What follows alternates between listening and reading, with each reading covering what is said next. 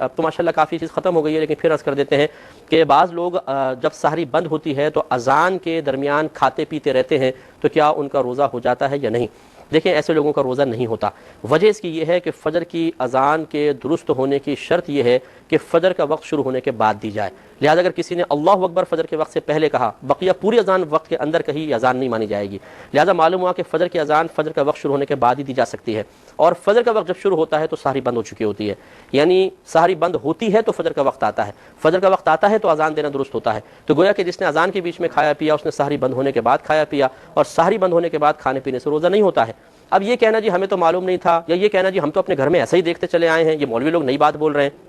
مولوی لوگ نئی بات نہیں کہہ رہے، اصل مسئلہ یہ تھا کہ جو پرانی بات تھی، جو قرآن حدیث کا نچوڑ تھا، جو فقہا نے 1500 سال کے عرصے میں کہتے آئے تھے، وہ آپ کو نہیں پتہ چلا تھا، اور جب آپ کو پتہ نہیں چلا تو آپ کو نئی چیز محسوس ہوئی۔ یہ بالکل ایسا ہی ہے جیسے آج سے 20 سال پہلے امریکہ میں کوئی مشینری ایجاد ہو گئی ہو، اور آج 20 سال بعد آپ کے پاکستان کے اندر پہنچی ہو تو آپ کہیں جی نئی ایجاد ہے، حالانکہ تو 20 سال پرانی ہے، آپ کو نہیں ملی تھی، آپ تک نہیں پہنچی تھی، آپ اس پر مطلع نہیں ہوئے تھے۔ تو اس کا مطلب یہ نہیں ہے کہ آج اگر 20 سال بعد آپ کے ہاتھ پر آئی تو اس کو ماننا پڑے گا کہ نئی ہے۔ تو اسی طریقے سے مسائل ہیں، یہ سارے مسئلے قرآن و حدیث کے اندر موجود ہیں۔ یہ ہمیں چونکہ توفیق الہی نہیں ہوتی، بسا اوقات ہمارے ماں باپ اکثر کتابوں کی طرف رجوع نہیں کرتے، علماء کی طرف رجوع نہیں کرتے، بلکہ سنی سنائی باتوں پر ہمارا اکثر عمل ہوتا ہے، تو ہمارے خاندانوں کے اندر اس قسم کے معاملات درپیش ہوتے ہیں۔ تو اس لیے اگر کسی نے اپنی سابقہ زندگی میں بھی اذانوں کے بیچ میں کھایا پیا تھا تو ان کا روزہ نہیں ہوا، وہ گناہ گار بھی ہوئے اس لیے کہ انہوں نے علم نہیں سیکھا تھا۔ اللہ کی بارگاہ میں توبہ کریں اور ایسے تمام روزوں کا حساب کر کے اندازے سے حساب کر لیں، ایسے کتنے روزے ہوں گے جی، 30 ہوں گے، 40 ہوں گے، 50 ہوں گے، 60 ہوں گے، آہستہ آہستہ ان کی قضا کریں۔ ان پہ قضا ہوتی ہے، کفارہ نہیں ہوگا، اللہ کی بارگاہ میں توبہ کر کے ان روزوں کو رکھنے کی کوشش کریں۔ اور ہمارے وہ بھائی بھی درس حاصل کریں کہ جو ایسے نادان ہوتے ہیں کہ موجودہ اذان تو دور کی بات، وہ بولتے ہیں کہ ابھی اس مسجد کی اذان باقی ہے، کھاؤ پیو، جب وہ مؤذن صاحب اذان ختم کریں گے تو پھر انشاءاللہ ہم روزہ بند کریں گے۔ یہ بالکل غلط ہے۔ اور بعض یہ کہتے ہیں کہ جی نبی کریم صلی اللہ علیہ وسلم نے صحابہ کرام علیہم رضوان سے فرمایا تھا کہ جب بلال اذان دے تو تم کھاتے پیتے رہا کرو، تو یہ دیکھو سرکار نے اذان کے بیچ میں کھانے پینے کی اجازت دی ہے۔ بالکل یہ بخاری شریف کی روایت ضرور ہے، لیکن اس طرح نہیں ہے جیسے آپ نے بیان کیا، اور آپ کا استدلال بھی درست نہیں ہے۔ اصل میں نبی کریم صلی اللہ علیہ وسلم کے دور مبارکہ میں 2 اذانیں دی جاتی تھیں، ایک تہجد کے وقت میں، وہ اکثر حضرت بلال رضی اللہ تعالی عنہ دیا کرتے تھے، دوسرے حضرت عبداللہ بن ابن مکتوم رضی اللہ تعالی عنہ تھے، وہ اذان دیتے تھے، تو وہ فجر کی اذان دیا کرتے تھے۔ تو نبی کریم صلی اللہ علیہ وسلم نے حضرت بلال رضی اللہ تعالی عنہ کی اذان کے بارے میں فرمایا تھا، جو فجر کی، جو تہجد کی اذان تھی، کہ جب بلال اذان دے رہے ہوں تو تم اس وقت کھاتے پیتے رہا کرو، اس لیے کہ وہ کوئی تہجد، وہ فجر کی اذان کوئی ہے کہ اس کے بعد بھی کھانا پینا جائز ہو، لہٰذا وہ تہجد کے وقت کی اذان تھی جو سحری کے وقت کے اندر ہی دی جا رہی ہے، اس لیے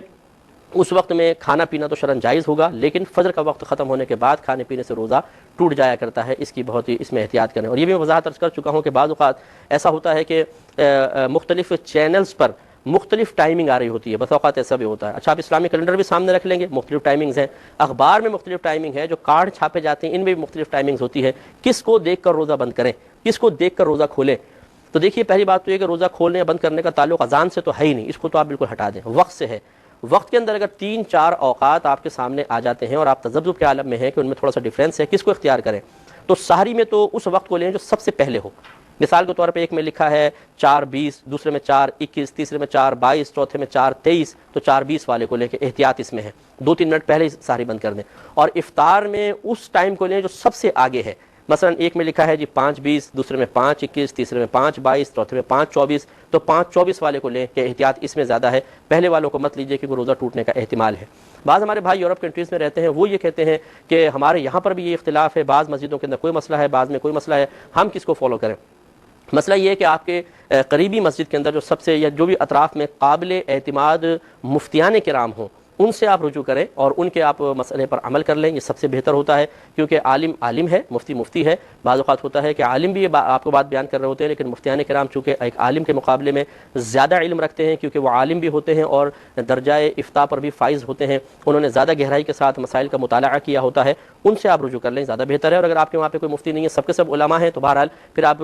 جو قابل اعتماد آپ کو عالم لگے ان کے قول پر عمل کرتے ہوئے آپ روزہ بند کریں یا کھولیں، یہی آپ کے حق میں سب سے بہتر ہے۔ اور اگر ایسا کوئی ہے کہ وہاں پر باقاعدہ آپ کی کوئی ایسی کمیٹی بنی ہوئی ہے جو باہم اتفاق کے ساتھ ٹائمنگ وغیرہ سیٹ کر لیتی ہے، تو پھر آپ اسی پر اعتماد کریں، یہ سب سے بہتر ہے۔ یہ طریقہ کار ہرگز نہ رکھیں کہ مثال کے طور پر کوئی ٹی وی کے اوپر آپ کو چینل پہ کوئی پروگرام دیکھ رہے ہیں، ملک کوئی اور ہے، آپ کہیں اور بیٹھے ہوئے ہیں اور آپ ان کی اذان پر افطار کریں یا ان کی اذان پر سحری کریں، یہ جو ٹائمنگ کا بہت فرق ہو سکتا ہے، یہ بہت خطرناک چیز ہے، ایسا نہ کریں، بلکہ اپنے وہاں کے علماء کے اقوال پر عمل کر کے ہی روزے بند کریں یا کھولیں، یہی سب سے بہتر ہے۔